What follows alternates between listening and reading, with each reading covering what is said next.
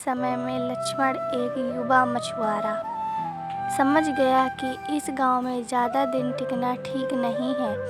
उसकी नाव भी टूट चुकी थी और घर में खाने को दाना नहीं बचा था।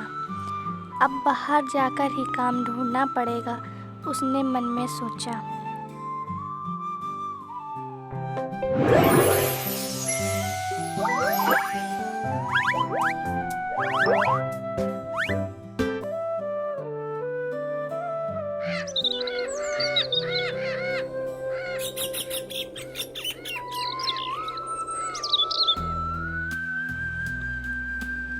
समुद्र किनारे बसे सागरपुर गांव में भयंकर सूखा पड़ गया था।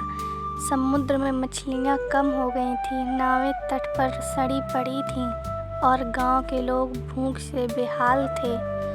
हर दिन मछुआरे खाली जाल लेकर लौट रहे थे। ऐसे समय में लक्ष्मण एक युवा मछुआरा समझ गया कि इस गांव में ज़्यादा दिन टिकना ठीक नहीं है। उसकी नाव भी टूट चुकी थी और घर में खाने को दाना नहीं बचा था। अब बाहर जाकर ही काम ढूंढना पड़ेगा, उसने मन में सोचा। लक्ष्मण अपना झोला उठाकर काम की तलाश में दूसरे गांव की ओर निकल पड़ा। कई मील चलने के बाद वह नीलगांव बंदरगाह में जा पहुंचा। वहां बड़ा समुद्री कस्बा जहां जहाज़ें आती जाती थीं। वहाँ उसका कोई ठिकाना नहीं था और जेब में 2 पैसे तक नहीं बचे थे। चलते चलते वह एक अमीर समुद्र व्यापारी विक्रम नायर के गोदाम के सामने पहुंचा।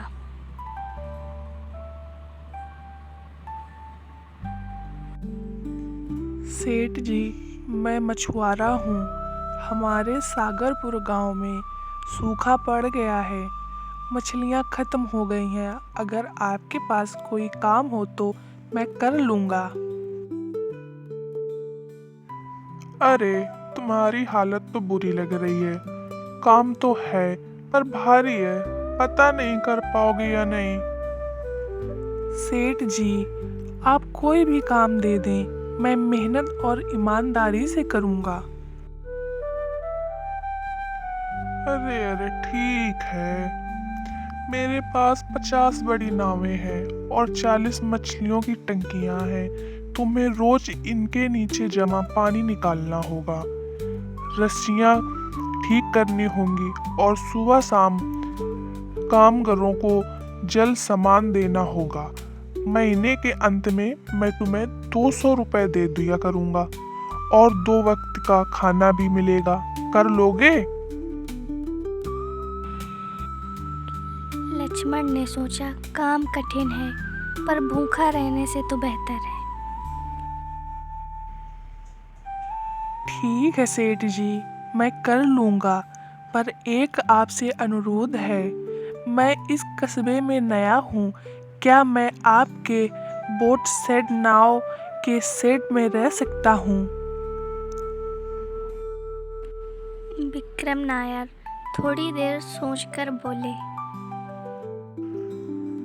अरे भाई, ठीक है, रह सकते हो।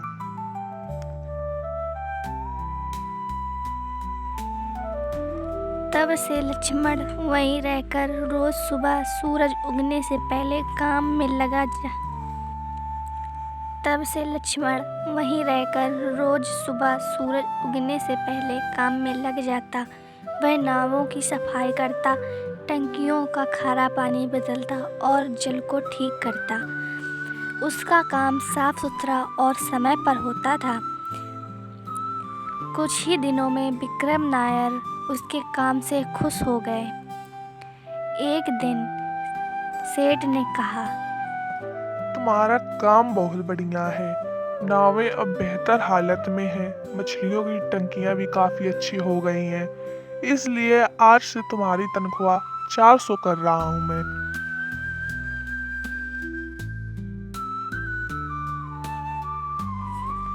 लक्ष्मण ने धन्यवाद कहा और लगातार मेहनत करता रहा। कुछ महीनों में उसने इतनी रकम जोड़ ली कि बंदरगाह के पास एक छोटी सी मछुआरों की झोपड़ी बना ली। अब वह नाव शेड में नहीं, अपने घर में चैन से सोने लगा। साल बीतते गए। मेहनत से उसकी बचत बढ़ती गई।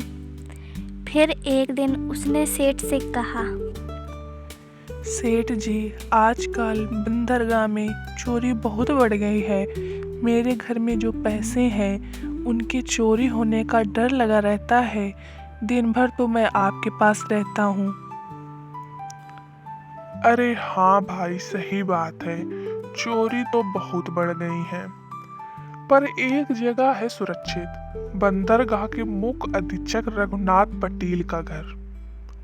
लोग कहते हैं वह बहुत ईमानदार है और उसके घर पर 24 घंटे पहरा रहता है। तुम अपने पैसे वहां रखवा दो।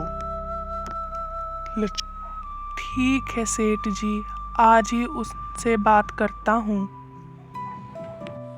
उस दिन वह अधीक्षक रघुनाथ पटेल के घर गया। दरबान ने रोका। अरे अरे, रुको, कहाँ घुसे जा रहे हो? रुको, वहीं रुको।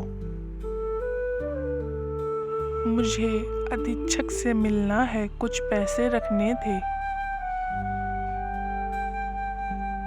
दरबान ने लक्ष्मण को अंदर भेज दिया।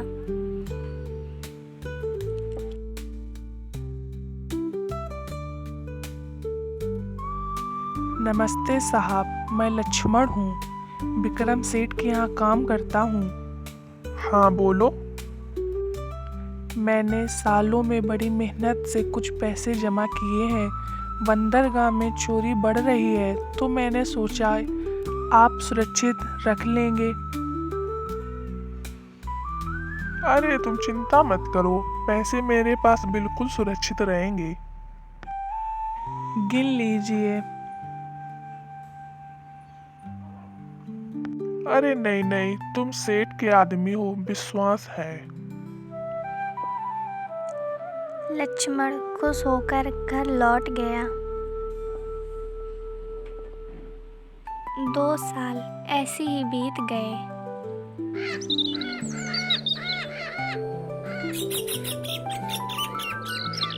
और एक दिन लक्ष्मण ने सोचा, अब थोड़ा बहुत पैसा हो गया है, कुछ छोटी नाव लेकर खुद की मछली पकड़ूंगा, धंधा शुरू करूंगा। वह अधीक्षक के घर पैसे लेने चला गया। साहब, मैं अपने पैसे लेने आया हूँ। तुम कौन हो? साहब, मैं लक्ष्मण हूँ, आपने ही पैसे रखे थे।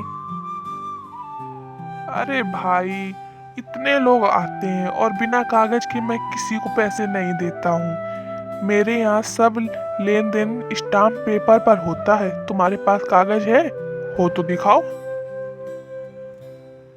आपकी ईमानदारी पर भरोसा करके कागज नहीं लिया था मैंने। साहब, कृपया करके मेरे पैसे दे दीजिए। अरे, मुझे बेवकूफ बनाने आए हो क्या? इसे सबक सिखाओ। उन्होंने अपने आदमियों को बुलाया। आदमी लक्ष्मण की बुरी तरह पिटाई करते हैं और घर से बाहर फेंक देते हैं। 2 दिन दर्द के कारण वह काम पर नहीं गया। तीसरे दिन विक्रम नायर उसे ढूंढते हुए उसके घर पहुंचे।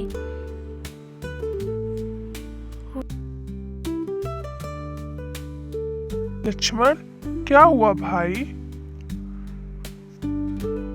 वह लक्ष्मण की हालत देखकर दंग रह गए।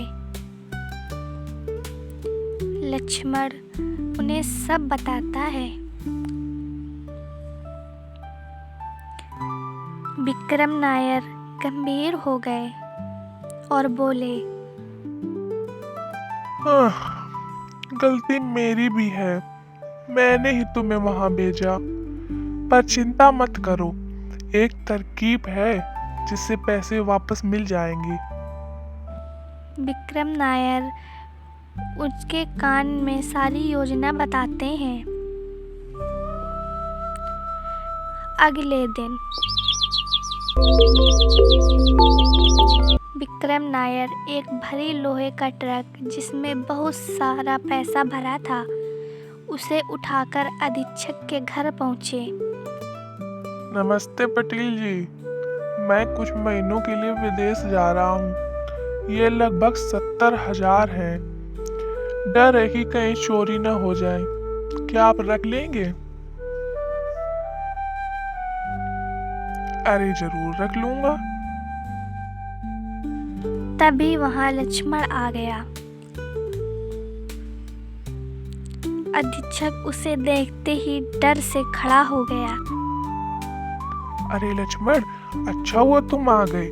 मेरे दिमाग से निकल गया था। तुम्हारा पैसा अभी देता हूँ। उसके पैसे लौटाता है। अरे मेरे आदमियों ने बदतमीजी की, आज ही निकालता हूँ उन्हें मैं। लक्ष्मण बिना बोले चला गया। विक्रम नायर बोले, तो ठीक है पटेल जी, मैं ये सब पैसे आपके पास रखवा देता हूँ। उसी समय उनका नौकर दौड़कर आया। विदेश जाने की जरूरत नहीं है। व्यापारी खुद नीलगंगा बंदरगाह पर आ रहे हैं। पटेल जी, व्यापार यही हो जाएगा। अब पैसे आपके पास रखने की जरूरत नहीं है। अगली बार जरूर आऊंगा। वह ट्रक लेकर चले गए। अधीक्षक के होश उड़ गए। हे भगवान, ये 70,000 तो गए और लक्ष्मण के भी दे दिए। सेठ जी, अगर आप नहीं होते तो मेरी मेहनत की सारी कमाई डूब जाती।